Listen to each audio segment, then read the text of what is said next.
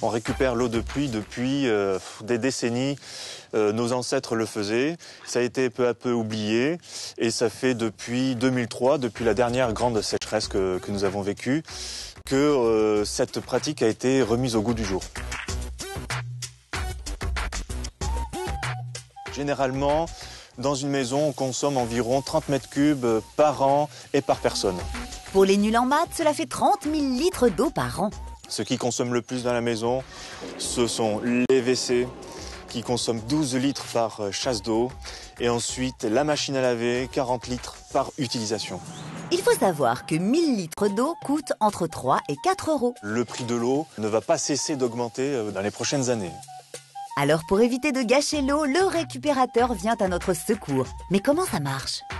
La pluie arrive et ruisselle sur la toiture. Ensuite, cette eau-là est acheminée par les gouttières et ensuite tombe dans les descentes de gouttières. Ensuite, l'eau est acheminée par une canalisation enterrée qui arrive vers la citerne. Dans cette citerne-là, ou à côté, il y a un filtre qui permet de débarrasser toutes les salissures provenant de la toiture, tout ce qui est feuilles, mousse, lichen ou insectes, afin d'éviter que ça fermente, etc. Alors si on a envie d'avoir un récupérateur d'eau chez soi, on contacte Pascal Morel, fabricant installateur. Il va nous demander plein de renseignements. Moi, ce que je vais vous poser comme question, c'est la surface au sol de la maison, le nombre de personnes, et de là, on va faire l'évaluation de la contenance de la cuve. Alors en fait, les récupérateurs d'eau de pluie sont soit en béton, soit en polyéthylène. Polyéthylène, c'est une matière plastique qui est moulée.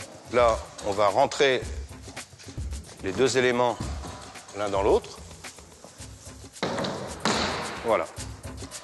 Voilà. Là, vous avez la cuve qui est emboîtée. Maintenant, on va faire les soudures d'étanchéité et soudures de solidité. La cuve est prête, on n'aura plus qu'à la prendre et l'enfouir en sol. Donc voilà, ce qui donne un volume de 12 000 litres. On vérifie qu'il n'y a pas de nappes phréatiques qui vont remonter. Ensuite, on va poser la cuve à l'intérieur et sabler tout autour.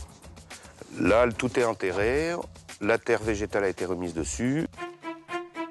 Et pour alimenter l'eau dans la maison, Pascal nous emmène au sous-sol.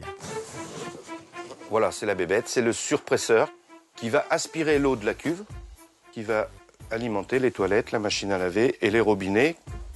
On fait le raccordement tuyauterie et le soir même, une journée ou 2 jours après, on appuie sur le bouton et ça marche. Et quand il ne pleut pas?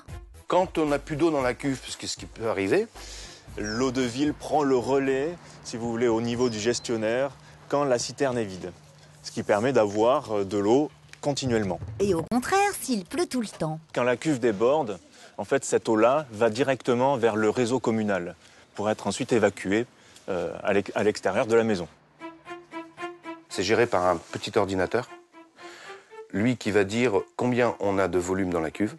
C'est tout automatique. Ce récupérateur d'eau a complètement séduit monsieur et madame Hénin. Il leur offre de nombreux avantages. D'une part, pour faire des économies. Parce que bon, on utilise quand même pas mal d'eau. Cette technique est à la portée maintenant de tout le monde. Je pense qu'il faut penser à la nature. La nature, elle nous le donne, l'eau, cette eau-là.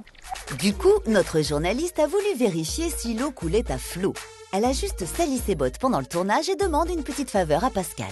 Voilà, ici vous avez de l'eau de pluie qui vient directement de la cuve qu'on a installée. Donc je me permets de vous laver les pieds. Ah oui, continuez Pascal, ça fait du bien. Ben, là, si vous voulez, vous avez 12 mètres cubes dans la cuve, donc on pourrait rester des heures et des heures avant de vider 12 mètres cubes rien que pour vous laver les pieds. Et ça peut être long, effectivement. Ça peut être long, effectivement. Mais peut-on boire cette eau? L'air atmosphérique contient des polluants. Ce sont des gaz carboniques, ce sont des pesticides aussi en zone rurale. Et c'est pour ça que l'eau n'est absolument pas potable et déconseillé de l'utiliser pour tout ce qui est hygiène corporelle. Aujourd'hui, l'eau de pluie est utilisée pour les WC, la machine à laver et évidemment tout l'extérieur. Côté entretien, rien de plus facile. Le client, il aura juste à soulever son couvercle et le filtre est juste là, 2-3 fois par an, pas plus.